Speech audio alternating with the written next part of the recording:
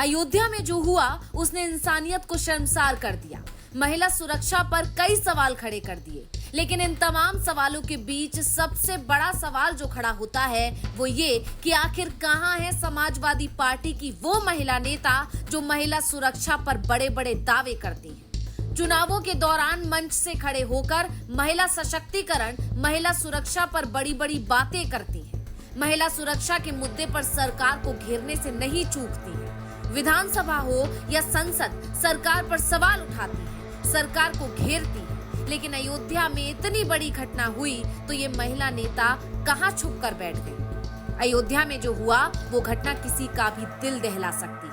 आरोपी मोइन खान कैसे अपनी बेकरी की आड़ में अपने गंदे मंसूबों को अंजाम देता था, नशीले पदार्थ खिलाकर जो करता था, उसे सुनकर देश की हर महिला कांप उठी है। हर कोई आरोपी को कड़ी से कड़ी सजा दिलाना चाहता है, क्योंकि ये बात महिला सुरक्षा से जुड़ी है। लेकिन हैरानी होती है ये सोचकर कि जिस यूपी में ये घटना हुई, उस यूपी की महिला नेता गायब है। अभी तक चुप्पी साधे क्यों बैठी हुई है? क्यों किसी महिला नेता ने अभी तक पीड़िता से मिलने की कोशिश तक नहीं की? मिलना तो छोड़िए, अभी तक किसी महिला नेता ने पीड़िता या उसके परिवार से बात तक नहीं की। क्यों किसी महिला नेता का अभी तक कोई बयान नहीं आया है? क्यों कोई महिला नेता आगे आकर आरोपी के लिए कड़ी से कड़ी सजा देने की बात नहीं कर रही है? क्यों कोई महिला नेता अपनी चुप्पी तोड़ने को राजी नहीं? जबकि उन्नाव की घटना, हाथरस की घटना, IIT BHU की घटना पर चीख चीख कर सरकार पर सवाल उठाने वाली यही महिला नेता अब क्यों नहीं बोल रही? कहां है समाजवादी पार्टी की सांसद डिंपल यादव? कहां है समाजवादी पार्टी की सांसद इकरा हसन? कहां है कांग्रेस नेता आराधना मिश्रा मोना? कहां है कांग्रेस की महासचिव प्रियंका गांधी? और कहां है समाजवादी पार्टी की तेज तर्रार नेता रुचि वीरा? यूपी में विधानसभा चुनाव में लड़की हूं, लड़ सकती हूं का कैंपेन चलाने वाली प्रियंका गांधी अब कुछ नहीं बोलेंगी। संसद में खड़े होकर या संसद के बाहर महिला सशक्तिकरण पर बयान देने वाली डिंपल यादव अब पीड़िता से मिलने की कोशिश तक नहीं करेंगी। योगी सरकार को घेरने का कोई मौका नहीं छोड़ने वाली आराधना मिश्रा मोना अब कुछ नहीं कहेंगी। लोकसभा चुनाव प्रचार के दौरान डिंपल यादव ने कहा था, प्रदेश में महिलाएं भी सुरक्षित नहीं, महिलाओं के साथ शोषण बढ़ रहा है।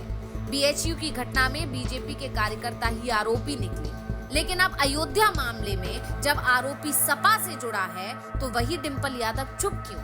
वही कांग्रेस विधानमंडल दल की नेता आराधना मिश्रा मोना ने केंद्र सरकार की तरफ से NCRB का डेटा जारी नहीं करने पर सवाल उठाए थे।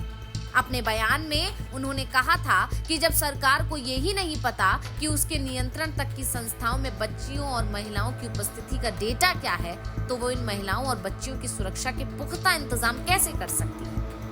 उन्होंने मैनपुरी में नवोदय विद्यालय में हुई घटना पर भी सरकार को आड़े हाथों लिया था। सवाल उठाया था कि मात्र प्रभावित जिलों के DM तथा SP को हटाने से योगी सरकार अपने कर्तव्यों से इतिश्री और जवाबदेही से नहीं बच सकती। यही नहीं, इकरा हसन ने भी महिला सुरक्षा को बड़ा मुद्दा बनाया था। यानी चुनाव से पहले महिला सुरक्षा को बड़ा मुद्दा बनाने वाली ये तमाम नेता अब गायब हो गई।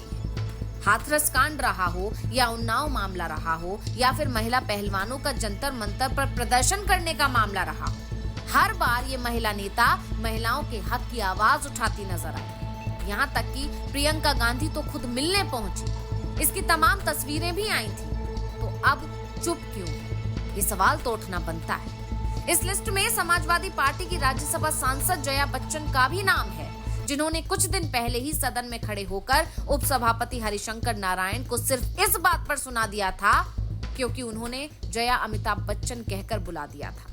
इस पर जया बच्चन आग बबूला हो गई थी और उन्होंने क्या कुछ कहा था, पहले सुनिए। श्रीमती जया अमिताभ बच्चन जी। सर, सिर्फ जया बच्चन बोलते तो काफी हो जाता। यहाँ पूरा नाम लिखा था इसलिए मैंने रिपीट किया।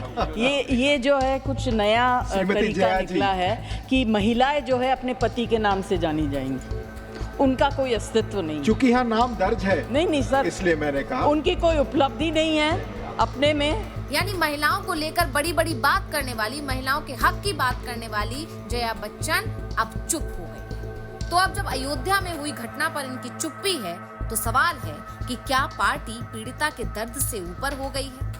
क्या इस चुप्पी का कारण आरोपी का समाजवादी पार्टी से कनेक्शन निकलना है? क्या सिर्फ लड़की हूँ लड़ सकती हूँ का नारा देना या महिलाओं को 8,000 रुपए महीना देने का वादा करना ही महिला सुरक्षा और महिला सशक्तिकरण है इन पार्टियों के लिए? क्या अब इन्हें इस पीड़िता से बात नहीं करनी चाहिए? क्या इन्हें पीड़िता से मिलने नहीं जाना चाहिए? क्या पार्टी समुदाय वोट बैंक से ऊपर उठकर सिर्फ एक महिला होने के नाते इन्हें नहीं सोचना चाहिए? आपको क्या लगता है? हमें कमेंट करके अपनी राय जरूर